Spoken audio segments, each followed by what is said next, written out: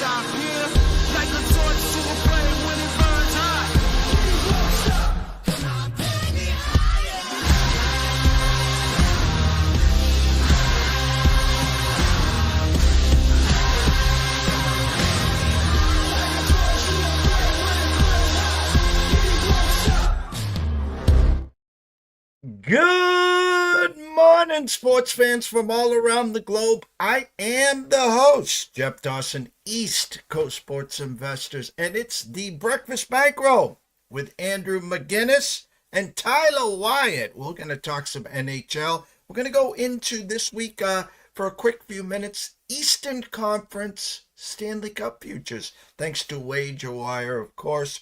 Let's give them a shout out. Go head on over to Google Play, download the app. It is free. Viva Tequila Seltzer, CT Bets Austin, of course. New flavor announced late last week, limon. So now there are two new flavors, coconut and lemon, to add to their other four. So we got a six-pack from the Viva crew. Great job there. And of course, Atlanta Steaks and Seafood. Jump on over to Facebook. Introduce yourself to Terry Smith. I was texting with him this morning. He is absolutely swamped filling the Thanksgiving order. Shout out to Matt Grissom, the NCAA Insiders. Nice order on Friday. Everyone, head on over to Atlanta Steaks and Seafood.com. Place an order. Use Steaks10 as a promo code. Get 10% off your whole order. Place an order today.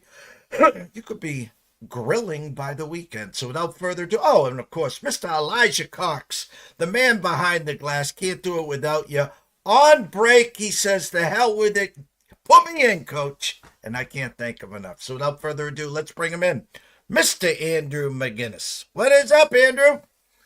What's up, Jeff? I don't know if my webcam and StreamYard is trying to send me a message, but it keeps shutting off my camera today. So maybe it's just an overall horrible hair day. Who knows? But if we're having any technical difficulties, I'm putting it out there now. We're still going to have the picks. We're still going to have the thoughts. But I don't know what's going on. It's never a dull moment. It's never a dull moment with us. But I got to ask you, are you cannonballing and jumping into the deep end that is first period overs? I see you're joining in on the fun now. You're having some fun with it, I see.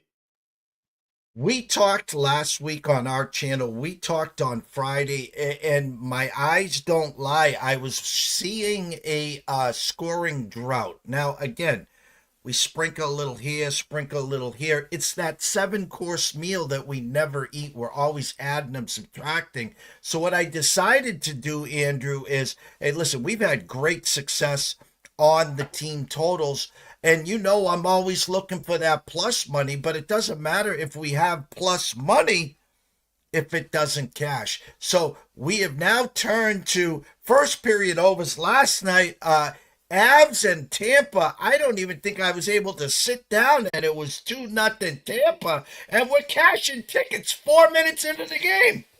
You got to love it, Jeff. You got to love it. And I think the main reason for that is because both teams at this point still think that they're in the game. That's the thing, is that a lot of times we joke around on Puck Time that the 4-1 is the worst score to have if you have an over, because you're not going to get into empty net goal, and the team that's losing has kind of given up hope. and the team that's winning is kind of protecting the lead. But the good news about the first period is that both teams, nobody thinks they're losing quite yet. You haven't told that team that they're out of the game quite yet, and that's the cool thing about this, is that the first period over is a good opportunity to, and you know what, yesterday you chose a really good rivalry, not rivalry game, but a really good like matchup. And a lot of times we've been looking at these teams off shutouts. So there's very good scenarios where you can try and go into the handicapping toolbook and kind of look at it and say, what is this team going to be motivated for in the first period? Goals or defense? Because sometimes if a team gets absolutely shellacked like 3 or 4 straight games in a row, then they're probably going to focus on defense. But if they're coming off one bad defensive game, then they're probably going to want to come out with a bang the next night. And I love that you and I both had the same play with Pittsburgh over the other night. And again, Jeff, it's never a dull moment. I have no idea what's going on right now. If it's easier for you and your mind, you can set it where you are leaving it like that. That's not a problem. We still get a great picture of you. Looks like with a Yankees jersey on, but that's okay. There. But I'm going to transition. And listen, the hardest part in life is admitting when you make a mistake. Now, when you're talking the sports world in a billion-dollar businesses, or you're trying to save your ass, and so you're going to still be employed, you try to sugarcoat things. And we go back a couple of years ago to when Bruce Cassidy was too hard on the young kids, and it was Tuukka Rask's fault. Well, you run out of answers, you run out of questions, you run out of looking into the mirror. I got to have someone fall on the sword. Bruce Cassidy falls on the sword. Vegas jumps right in, signs him, head coach, Stanley Cup, the rest is history. Well, Don Sweeney, Cam Neely have been dancing, just get us to the playoffs. It doesn't matter if we win a cup. We win a round, it's even better. They love us. Well, in the off season, they make some big power moves. They blow the Ullmark deal because you hadn't had Swayman signed. And then they made the mistake, of course, in saying, you know what? Swayman's a priority. Monty, you sit there. We'll take care of you when we want to. Dead man walking, last man, of course. No contract, as we like to say. Bad start. Monty's pissed. Swayman sucks. Bruins suck. So the Bruins, as we've talked about for the last 2 weeks, decide to fire Jim Montgomery. And the Bruins are 2-0 since then. But 2 days later, I thought it was April Fool's Day. The Blues jump right in and give them a 3-year deal. They won last night. Thoughts on this? And I'm telling you now, Cam and Don are looking at every game St. Louis is playing now, so they're doing double duty. Well, it's unbelievable, Jeff. It really is. Dave Koken for this, and obviously he wasn't the only one that's handicapped, but the whole coaching fired theory made me miss Dave and think of Dave, because he used to always text me about this or the mom's trip or the dad's trips. There were certain angles that people love to bet. And I swear every single season, Dave would pick up like 20 units, Jeff, just betting on teams after they fired their coach. And yesterday I had a big play on the Senators team total. And I said to myself, Andrew, the last couple times you've had a big play, you hit that one and you released other ones that made you not have the great night you wanted to have. So what did I do? I decided to go with the one play. And I went on Wager Talk today and I talked about St. Louis plus 1.5, St. Louis money, and looking at all these different reasons. But the thing is that someone sent this to me on Twitter. Their Twitter name is Bet Consensus. It's a hockey Twitter account. And it's a really good point, Jeff. I'm curious your thoughts. He said, all the time throughout the regular season, let's say these players are giving 75 to 80%, because they can't give 100% for 82 games, right? What if in the first game after their coach gets fired, they're giving between 95 and 97%? What if that sense of urgency, you're trying to make yourself look good in front of a new coach, in front of a new mentor, in front of someone new that will be judging you. It's a new opportunity to impress somebody else. And, the way that they played I watched the video where Montgomery went into the locker room and he was impressed with the blocking shots. He was impressed with the effort. He said, we got a long way to go, but this is a really good start for us. And so I don't think it's that much about the exact coach at the time. Let's be honest, Jeff, how many things Montgomery changed with that team yesterday? No way he could actually implement any strategies, but even just standing behind the bench means something to that team. And on the flip side too, how about those Rangers? We got trouble in New York right now, and that's a team that can't really deserve the drama. And we're only into the end of November here. We're coming up to the Thanksgiving short slate tonight, and a big slate tomorrow, of course, the day before Thanksgiving there, and then Thursday will be Thanksgiving. I wanted to try to bring up the wager wire graph here to see if we could get some Eastern Conference Stanley Cup thoughts. Are you still there? Yes, sir. Okay. Elijah, bring up the graph here. I'm going to try to see if we can make this work for us here. We're going to we'll go right to the iron here, Andrew. I'm going to go, of course, to a couple teams here, where they are and where they started. I'm going to grab Carolina. They set it and forget it. A team that's playing okay here. $100 better right now is in the green at plus 129 there. You brought up the Rangers. Let me grab them here for us here. The New York Rangers. Hold on, please. Of course, we have now mouse problems here.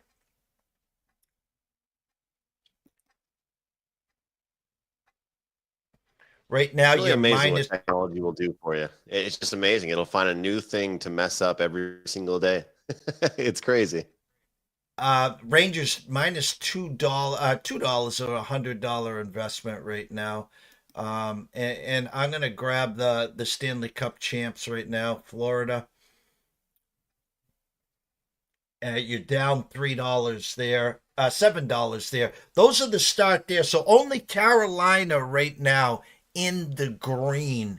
Thoughts on these three teams right now moving forward? If you had none in your portfolio, is there anything? I mean, you're basically still jumping in with the Rangers, and you're still jumping in with the Panthers at where they started. Any thoughts, or are you buying Carolina on these three teams right now?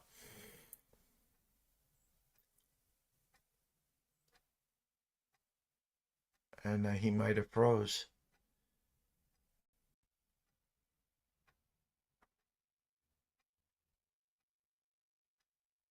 Modern day technology here. Andrew, if you can hear me, go to a reset. Elijah, go to a quick 30-second break, and we'll be right back. Jared, hey, we're going to need you to tone it down with the Summer Friday thing, okay? What are you talking about? Well, for one, it's not summer anymore. Oh, really? Coconut. Also, who is this? I'm the caddy. Oh, he's my intern. Sorry, intern. I'm his intern. Yeah, he's doing a great job. No golfing in the office, okay? Summer Fridays are over. You can keep the Hawaiian shirt, but the rest of the stuff, all right? Are you grilling? Oh, yeah. Did you want a burger or a hot dog? No, grilling in the office. It's a good point. We should take this outside. No, that don't. You put that right back down. Yo, it's all in the hips. Oh, dude, come on, we gotta go. Let's go.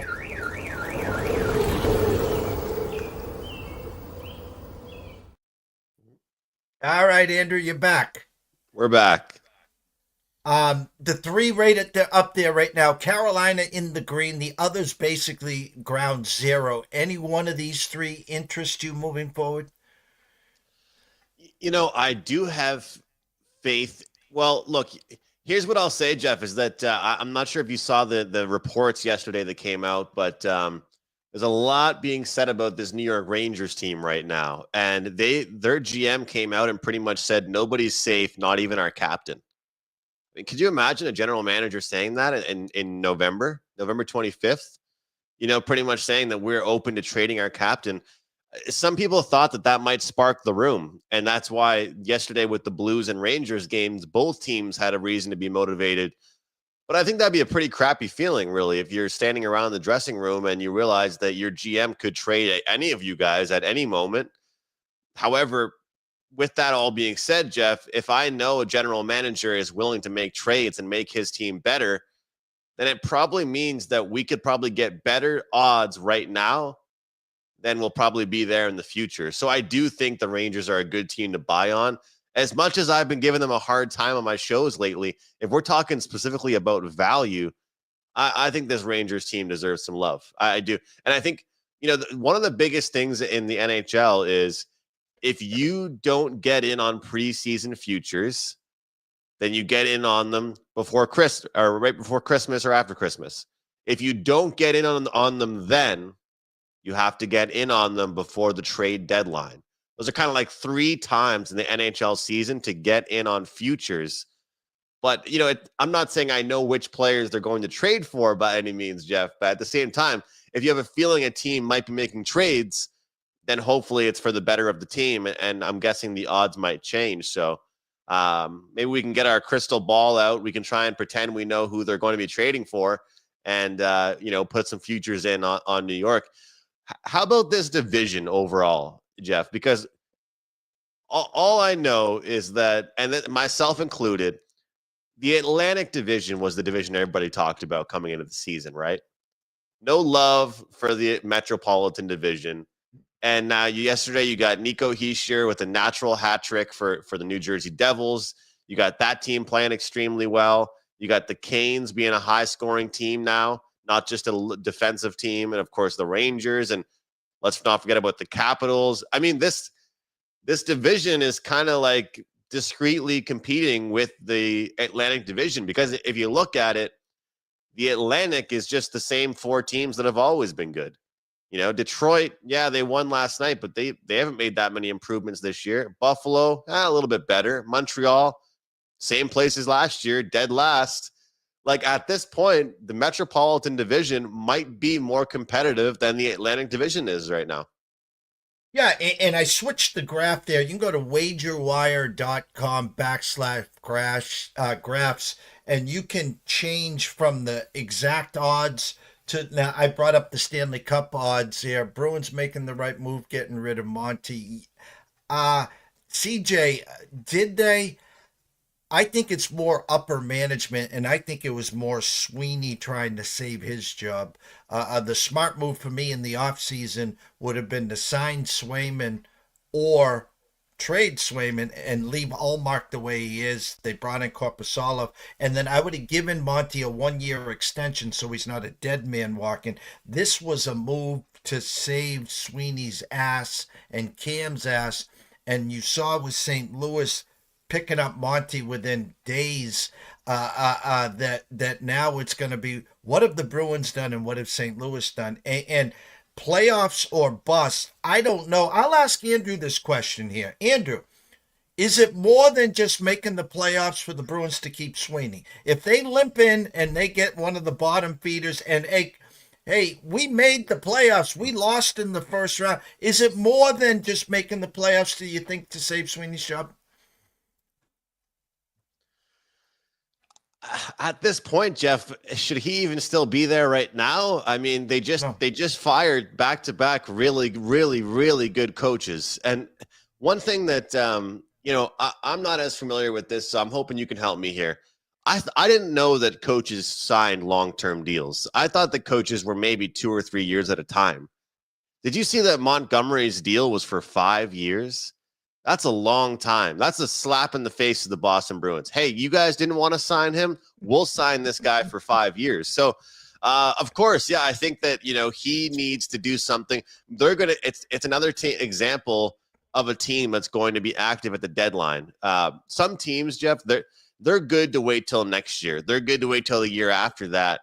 I think the Boston Bruins although they do have some younger players, they're kind of caught in that tough spot right now because let's be honest, over the last 10 years, the best and brightest spot for them was when they had Patrice Bergeron as their captain, was when they had Zdeno Chara as their captain, was when they had all these depth players. At this point right now, I think that the only way this Bruins team is going to have success is in low-scoring games. Because if you take a look at it, Jeff, there's two common denominators since they fired Monty.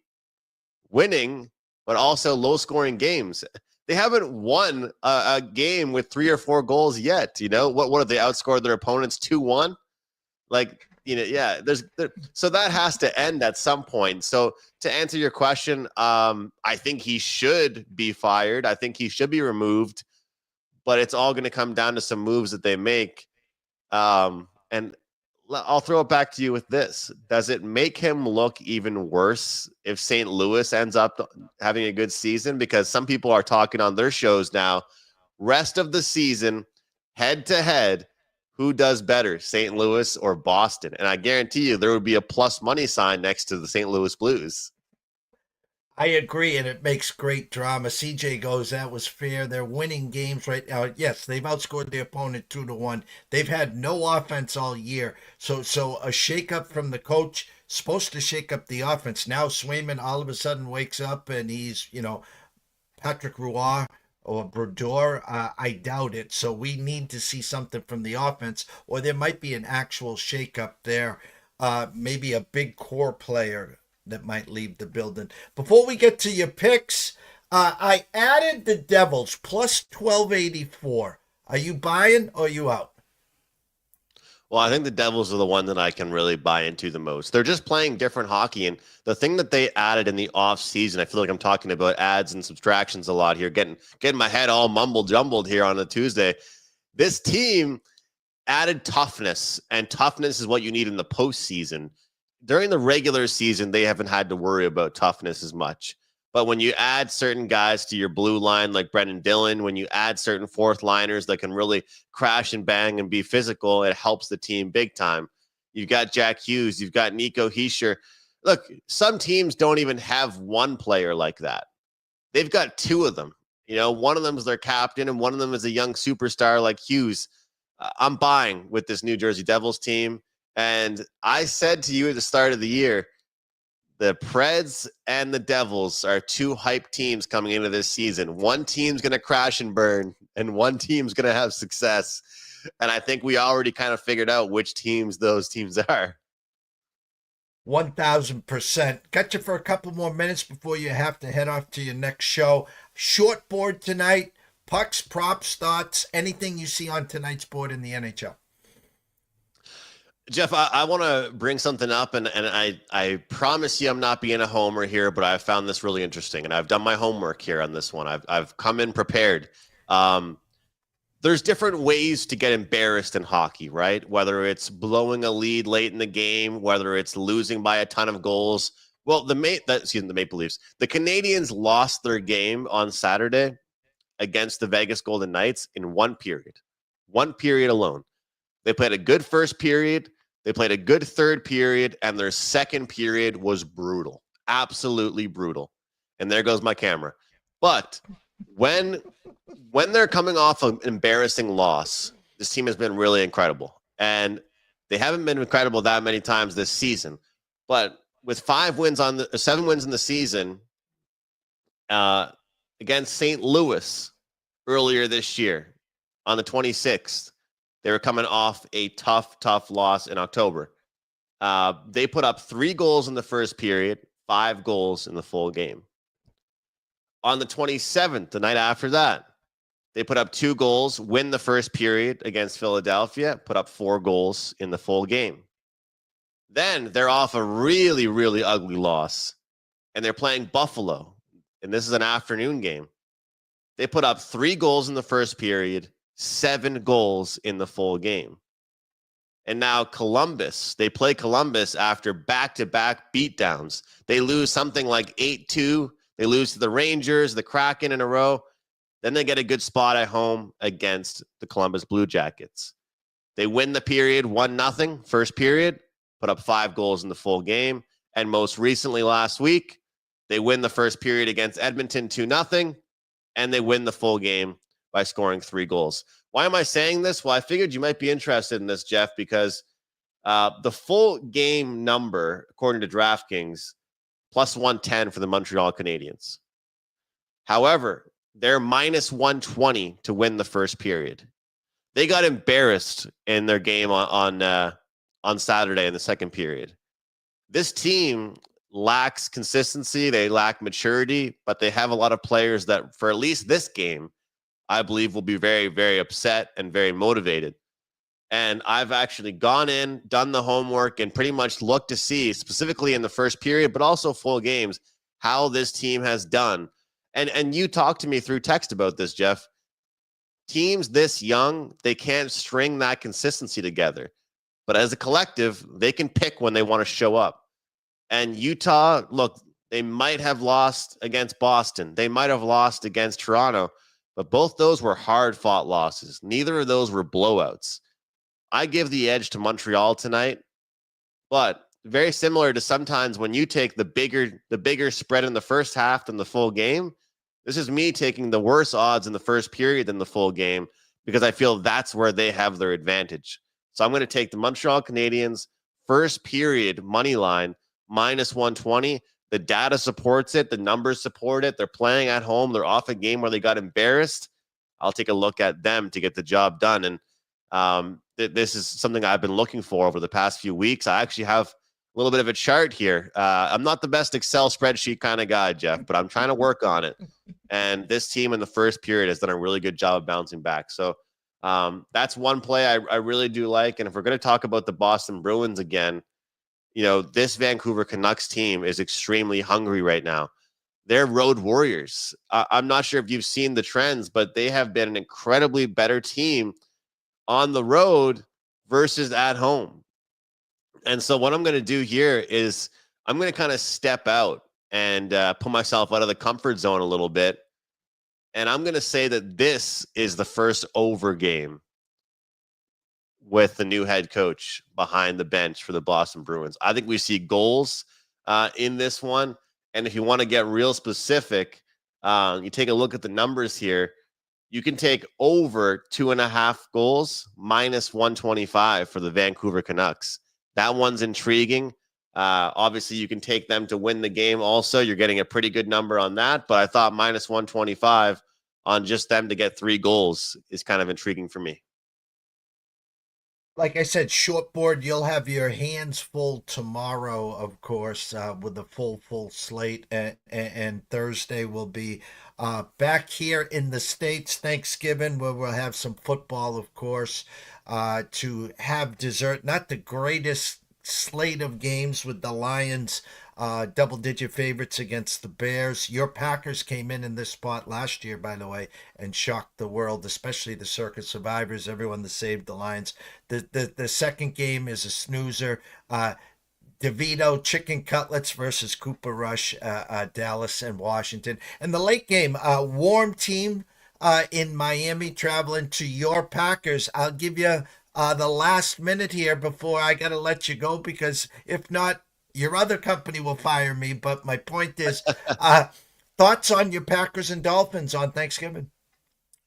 Yeah, overall thoughts. I mean, this Packers team, a lot of these type of games, Jeff, it seems like they're finding a way to win games, but they're not finding a way to blow teams out by any means, win by a ton of points by any means. So I actually do lean towards the Dolphins side. The Packers played good football on Sunday. They ran the ball really well. I'll be looking at props on the ground. Josh Jacobs, looking at guys to run the ball a ton. But a lot of times, if I don't love the Packers, it means I probably like the other side. Same way for me with the Raptors, Blue Jays, Montreal Canadiens. If I don't tell you that I love the Packers here, it probably means that I'm liking the other side here. But you know what I actually lean towards as well, though, is the under 47. I think that both teams' defenses could show up. I think the Packers' defense is actually more respectable than what we've seen over some of the past games. And again, I do think the ground game will be really important for both teams. So, and keep in mind, that's that late game. That's that night game. That's the game that the books usually clean up. And when everybody's home, visiting family, doing their thing, they don't want to bet on high-scoring games. They want to bet overs. They don't want to bet unders, but I think under 47 could be a good bet. Andrew, as we always wrap up this segment, everyone knows they can go on Twitter at McInnis Picks. They know all your work is at Wager Talk. I'll be back with you on your channel Friday morning at 10 a.m. Of course, on YouTube at McInnis Picks. Go over to YouTube and subscribe now. Make sure you turn on that notification so you don't miss any show that Andrew has. What do you have for everyone at Wager Talk? So, Jeff, I ran the deal, I think it was last week or 2 weeks ago, for the 1 week for $69. And then Wager Talk puts out a Thanksgiving special for 1 week for $69. So anybody that missed out on that, they get the opportunity to do so now. And although it's been a really up and down NHL season, the big plays have been going well. And you got the play last night. The Ottawa Senators kind of love those contrarian plays because you either feel like a genius or not so much when you're stepping out there on a team on a big losing streak. But with that package, you'll get all my favorite plays with football. You'll get all my favorite plays with NHL and anything else I do release. So looking forward to that. And of course, Tuesdays, every Tuesday now at Wager Talk, $5 Tuesdays. But sorry for the issues, Jeff. Happy we were able to get some content out. I can't believe it. The coaching bump continues. We'll see if it continues again for St. Louis, and we'll see how the Bruins do tonight. But the coaching bump continues to work every single game. Andrew, have a great day. Good luck on your next show, and we'll be in touch throughout the week. How's that? Thank you so much, Jeff. Take care. Elijah, quick commercial break, and when we're back, we'll bring in Mr. Tyler Wyatt himself. Stay tuned.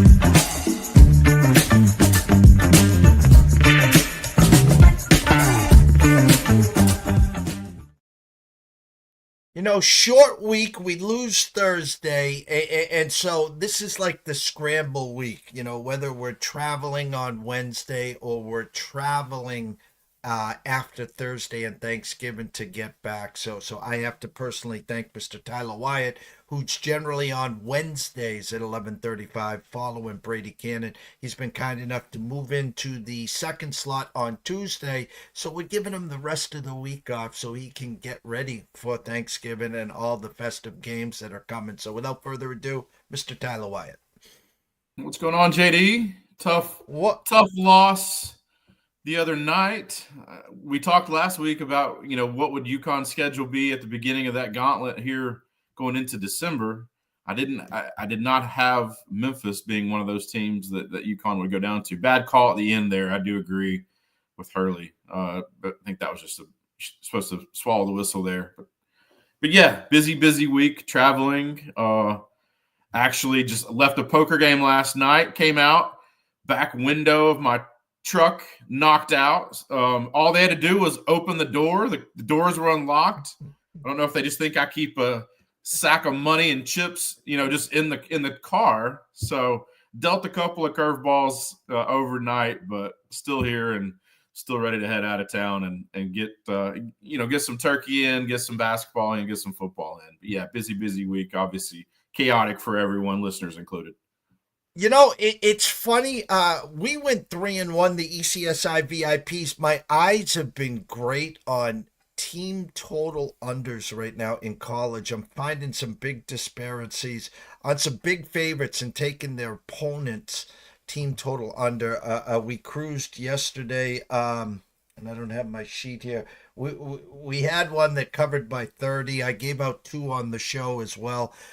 Sunday night, though, I had 2 threes with the last 30 seconds that got us. But I want to go to Hurley and UConn because our only loss yesterday was Memphis team total under 70 and a hook, and they score 99. And the funny thing is we knew UConn hadn't played anyone. But the one thing that's going to travel with them, I thought, and I was wrong, was their defense. And I was excited that Memphis found a way to beat San Francisco over the weekend. I didn't want them coming in after a loss. But my takeaway from this is you either love Hurley or you hate him. He is that villain. 3 minutes in, he's already into the refs. And I'm just talking personally here, Tyler, and I would like your thoughts outside looking in.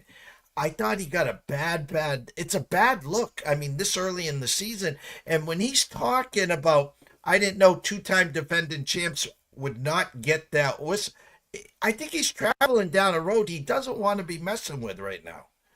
Yeah, obviously the technical there late in that game, didn't do his team any favors. But yeah, he set a precedent that he thinks that maybe they should get the favor of the whistle for a long time. I don't think Lexington and Rupp Arena was called Rape Arena because Kentucky could just get away with murder essentially on the court. There's always been this not necessarily unwritten rule that home teams get a little extra cooking in basketball, but it's just kind of part of it. But you don't talk about it. You certainly don't talk to the media about it. You don't make that bold proclamation. You can think it all you want. Your fans can feel that they're getting robbed when calls go against them. But yeah, it's not something that you speak on. There was a lot of frustrating things that happened in that game. Defensively, that was not a great effort from everyone on the team. Adjustments by the coaching staff also included. It was a Memphis offense. I think the only way that they had a chance to stay in that game was to, one, shoot the ball extremely well, which they did, but they had to play a track meet. They couldn't get into a half-court game or a game played in the 70s and have much of a shot. We played over in the game. A good friend of mine, poker player in Arizona, Aaron Wind, he asked me yesterday, what's your big play? I said, I'm on over in UConn game. I thought it was because I thought UConn's offense would just be able to run all over Memphis. I thought this was the game. I like Memphis in the game, didn't play it. My number was about 1.5 off of where the number was. But I thought Memphis was going to be able to score in the mid-80s. I thought it was going to be an 85, 86, 78 type of game. I think they were going to win, fairly comfortably. I thought it was, maybe a double-digit type of game. But Memphis, I've been pretty critical on that team for a couple of years. Hardaway is one of those guys, for the last 4 or 5 years, kept them in the spotlight for the wrong reasons. He was a guy that was typically one to speak like Hurley. If anyone was going to say what Hurley said, I would have assumed that it was Hardaway, not Hurley. But yeah, this is just, this UConn team will learn a lot from that game. It's a Memphis team. I think, they impressed me there. That was a good win against San Francisco, a team that I think will be a tournament caliber team, expected, I think, to be one of those teams out of the conference, out of the West Coast Conference there. That was 2 great games by Memphis back to back. I think, you have to give them a little bit of credit. But yeah, this was not a great week for Hurley. Thanksgiving break, they obviously played a day, but get past today's game, get a couple of days off, and maybe reset. I think this long term will help them. Still not completely full that roster. They can get better. Still battling a little bit of an injury bug there. It was just a C- effort probably by UConn, maybe worse, maybe a D-. And it was probably almost a perfect game for Memphis. You mix those together, and it's an overtime loss. It wasn't like they lost by 10. This was, we played about as bad a game as we could, and we still had a chance, late in the second there and part of overtime to win that game. So handful of positives maybe you could take. We played bad, still had a chance to beat a good team.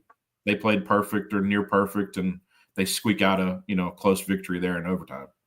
And it was funny because the game after, when we had sent out our alert, we talked about, UConn plus 150 to win the Maui. They were going to be favorites against anyone there. And then you had some great value, I thought, on Auburn at plus 330. And then on the bottom side, I thought Carolina plus 450. I don't think they have enough defensively, but I thought it would be a UConn and Auburn probably versus a North Carolina.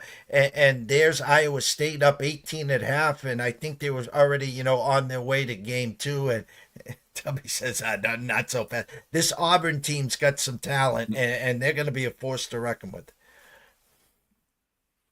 Yeah, you meant both North Carolina and Auburn, big deficits. They both come back to win by 2. A gritty performance there by Bruce Pearl. That team was down 10 late in the second half. Go on a vicious run there to take the lead. Was a North Carolina team against Dayton, down big at the half against a really good Dayton team. R.J. Davis kind of carried that team. He and Trimble, I think they almost scored 60, 57, 58 points, something like that combined. Dayton, good solid team. That was an impressive performance by Dayton. Iowa State, obviously a top 5 team, I think, in one poll, top 10 in both. Really good team. That was an impressive win by Auburn. That was an impressive win by North Carolina. 2 teams, behind the 8 ball. Bruce Pearl has a knack for slow starts at times, and then this is not the first game this season that they've had to rally. The Maui historically, obviously, go back into the 90s. I remember the Great Alaskan Shootout was one I always look forward to. One because it was midnight, 1, 2 o'clock. You had basketball tipping off, and I was a teenager, or 12, 13-year-old kid. Dad would let me stay up and watch, whoever was playing. The Maui historically has had probably the strongest fields of any of the, the pre-conference slate or holiday season schedules. This is essentially, Sweet 16, Elite 8, Final Four, actually, caliber. Wouldn't surprise me at all if 1, 2, or 3 of these teams are in the Elite 8 and maybe a combination are in the Final Four. You learned a lot, I think, from these teams. These are, we get caught up, I guess, in football because the season is so short and you make a lot out of early season games. In basketball, I think fans have that same mentality, even though there are 30-plus games, 35 and nearing 40 games when you conclude the postseason. You got to ride the roller coaster of the basketball season a little bit different than the football season. The wins and losses in basketball, they hurt and they sting, but they don't carry the same weight as a football loss. Football loss used to mean, or especially early in the season, national championship was off the table. Playoff has certainly changed that.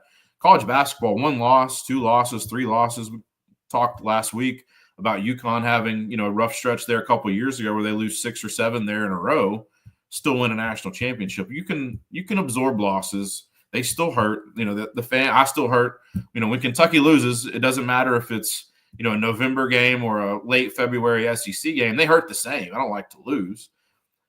These teams are going to be just fine. They'll take a lot away. Iowa State, really impressed with their performance.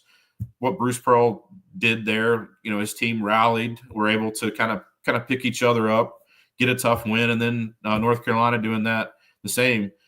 Obviously, the slate today continues. We got a fire basketball slate here, tipping off here in just a couple minutes or about an hour. So we got games. UConn, Colorado. This is a test. You can't. If you're a UConn player, you cannot let that – you got to have a very short memory. This is a Colorado team that's pretty talented, big number on the game, 15 and a half. So, expected to win this game. You can't let the Memphis game stand in your way between not just Colorado today, but, the schedule only gets tougher here in the next 10 to 14 days for UConn. And this is before you start conference play. Conference is going to be as tough as any in the country. Forget about yesterday. Get it together. Big win against Colorado. UConn's going to be fine. Iowa State's going to be fine. These are teams that, the losses hurt, but you have to take something from them.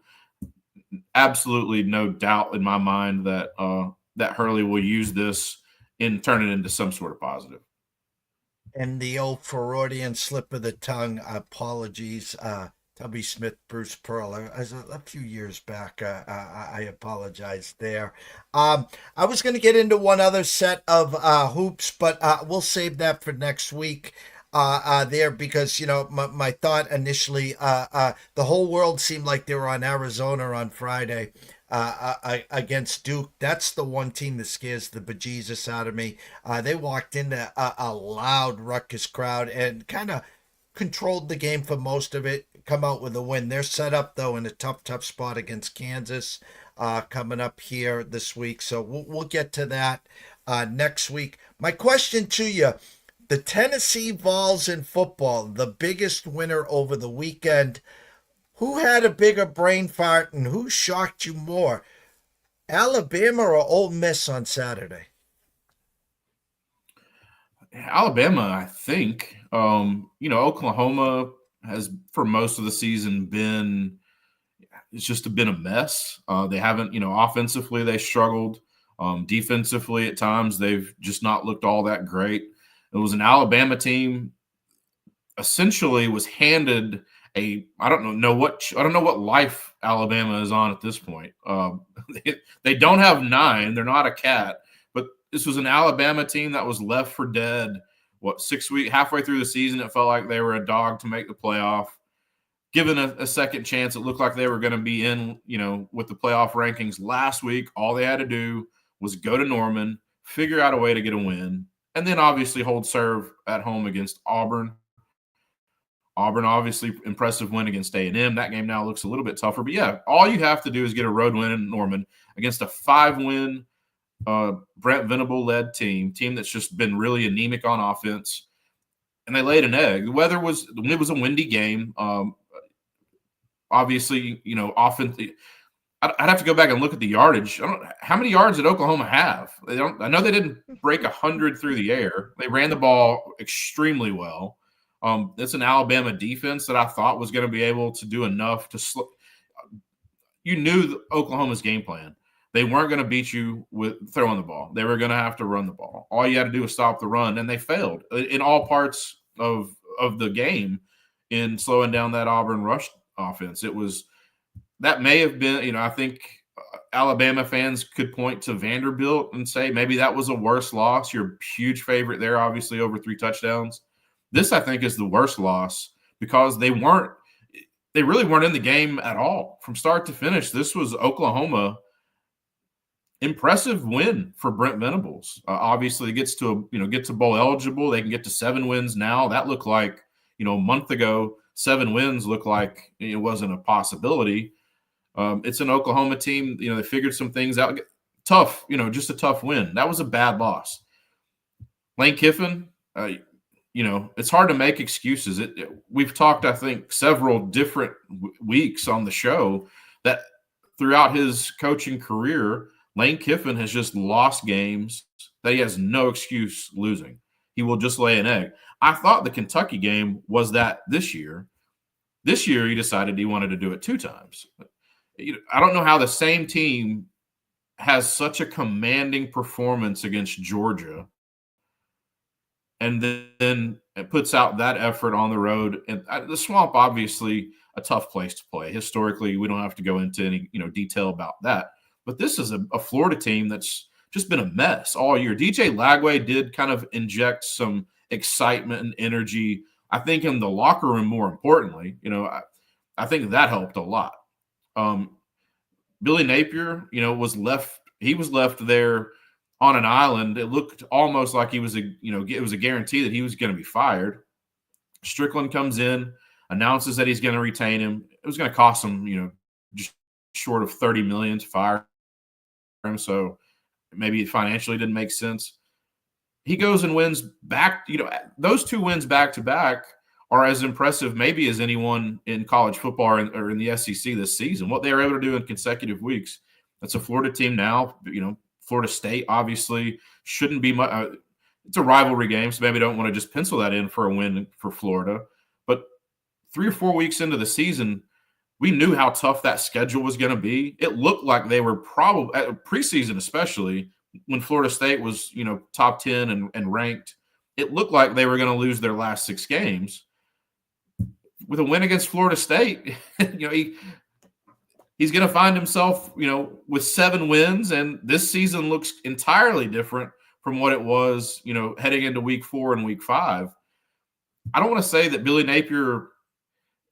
I don't want to say that I'm impressed yet. I didn't look. I thought he was a great coach at Louisiana. I thought he was, maybe a lower tier Power 5 type of coach. But to step into the University of Florida, I thought those shoes were way too big for Billy Napier. Still not going to say that the shoes fit, but what he was able to do the last couple of weeks shows a lot of toughness, a lot of grit.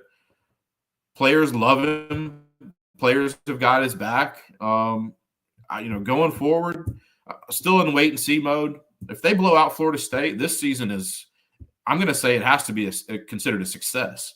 Their win total surpassed that, 2 weeks ago or a week ago. This season at 7-5 may be one of the better coaching jobs in the conference, just because, with that schedule, they were really going to be they were a huge dog, in my opinion, to get to 500 or to get to a bowl game. 5 wins seemed like, the peak of the mountain. He's crossed that. And I think, with the win on Saturday at 7-5, really hard to say that a 7-5 season is impressive. All things considered, I think you have to give him, almost an A, considering all the things that he's had to deal with. The injury to Mertz, that I don't know that he was the answer, and maybe the season ends completely different if Lagway doesn't come in. But yeah, this is a Florida team that I have in the last couple of weeks I've grown to appreciate and respect what Billy Napier did. Is not a tough job and will not be a tough job going forward, or will not be an easy job going forward. Last couple of weeks, he's coached as well. He's coached football as well as anyone in the country. Before we get to your selections for this week, again, it was funny. I was on Auburn. I was on Kansas. The only thing that scared me with Kansas and Colorado was, again, it was at Arrowhead. It wasn't on campus. They kind of controlled that whole game. That Auburn A&M game was a beaut. We had Auburn first half up 21-0, 21-7 at half. In comes A&M, and of course it goes to double overtime. Kind of a little disappointing, even though we had Auburn, and I thought Auburn was the right side. It could have set up for the game of the year, A&M and Texas this week, where again here comes this A&M team, with a beaten them. If they beat Texas, then you would have looked at Texas a lot differently than you would have right now. Early thoughts on A&M and Texas, Tyler?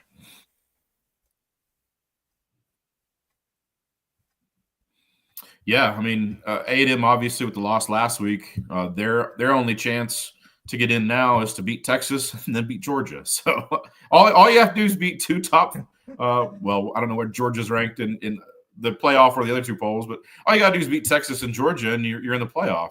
I don't see that happening. I think Texas will get a win there. They didn't look great against Kentucky, and the game was never really in question. Kentucky, played an okay game, and Texas still wins. Don't cover.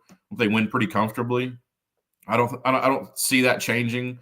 That effort that A&M gave at Auburn, if they give that same effort on Saturday, they lose by 3 scores. It's not going to be a close game.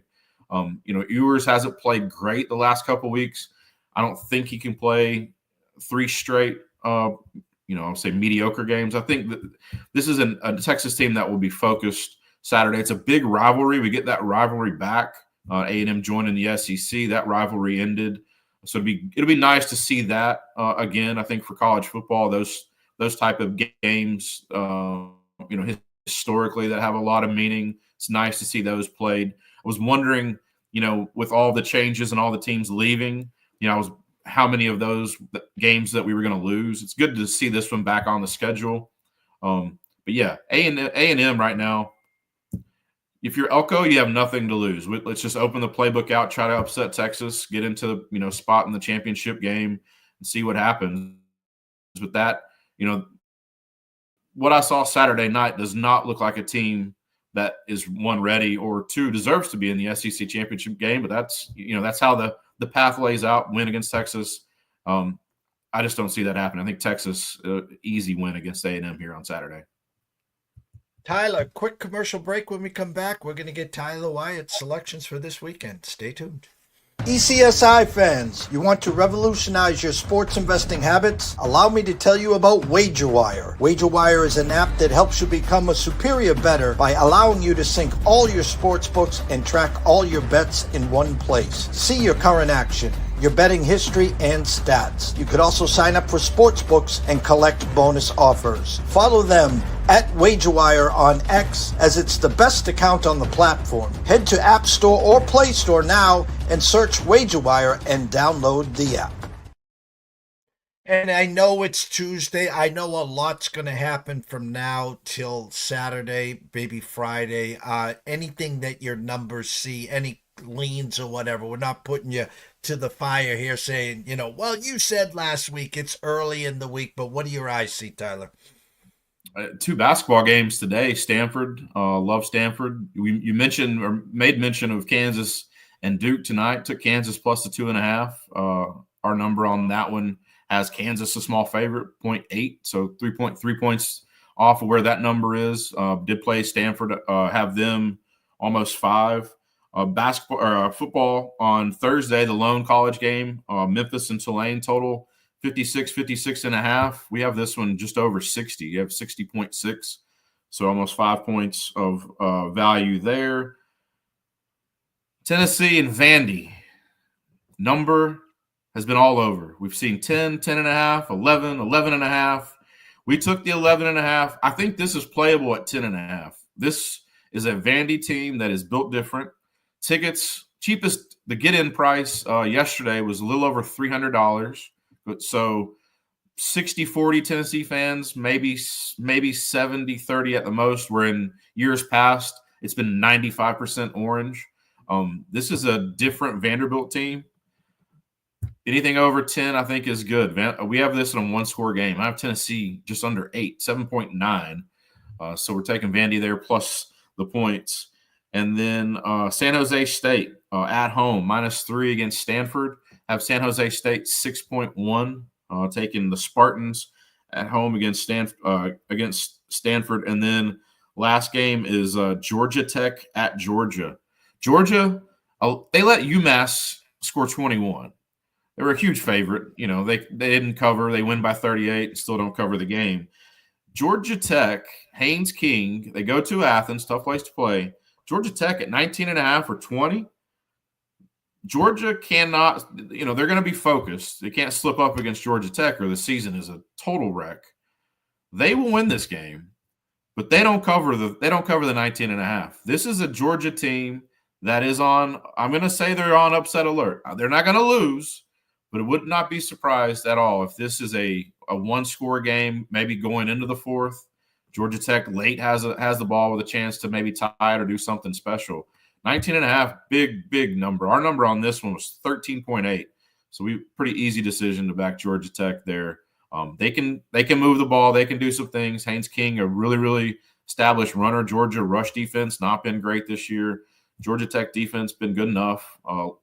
Won, obviously, some big games, Miami and some others. They will make this tough for Georgia. Georgia gets a win. They don't cover. Well, again, we can't thank you enough. Everyone on X knows to go follow you at Tyler Wyatt Bets and, of course, at Odds Culture. We got some big stuff brewing with you and I and your company for 2025, hopefully, and beyond. P.S. I do have those Celtic Bulls tickets set aside just in case you're able to make that trip. So get a hold of the Encore. Get in on Wednesday or Thursday. We go to the game. You stay at the Encore Thursday and Friday. Crack some aces. Have some good North End food. Talk some shop. How's that sound? That sounds great. JD, have a great holiday. If you're traveling, be safe. Viewers, listeners, if you're on the roads or flying, be careful. Be safe out there. And hope everyone has a great holiday. You too, Tyler. Take care. We'll catch up with you throughout the week, and we'll see you next week in your regular spot on Wednesday. See you, JD. The one and only Tyler Wyatt. Go follow him at Tyler Wyatt Bets. Go follow him at Odds Culture. His numbers are second to none. It's like Spank Odds. It's like Don Best on steroids. I'm going to go to a quick commercial break. Elijah, when we come back, we'll wrap it up. 2,000 years long, we will never settle. Hard days, no way with a heavy metal. No